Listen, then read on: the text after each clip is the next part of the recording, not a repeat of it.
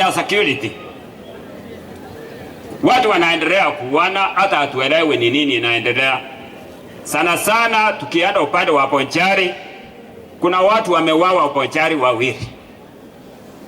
Mmoja aliwawa hata haijulikani kwa nini amewawa, pia mama mwingine akawawa kwa njia isiyojulikana. Wakati polisi wanaambiwa kama huyu mama mwenye amewawa juzi, polisi waliambiwa kuna mtu alimpigia simu na hiyo simu ndio hii, enda mukachunguze muone hii simu ilipigwa kutoka wapi. Polisi wamekataa, hata hawafanyi uchunguzi. Sasa tunashindwa, ni polisi wanageuka wanaenda kuua wananchi ama ni vibago wako? Kwa maana kama wanakataa, si hata wananchi watachukua tu waseme polisi ndio wamegeuka wakiua wananchi, alafu wanaenda wanatupa kwa mtaro. Kama huyu mama aliitwa kutoka kwa nyumba yake, yeye akaenda na ilikuwa mchana, kulikuwa bado kuwa usiku.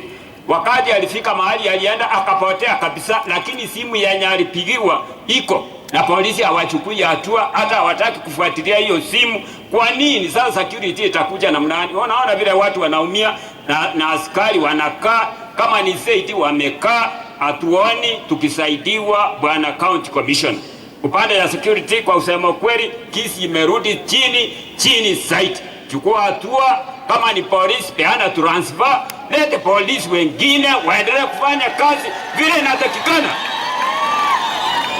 Na ukisikia hiyo kilio mheshimiwa naye commissioner, unasikia hiyo nduru, si eti wananipigia makofi, yani ni ile shida wanaona vile polisi wanawasumbua. Kwa sababu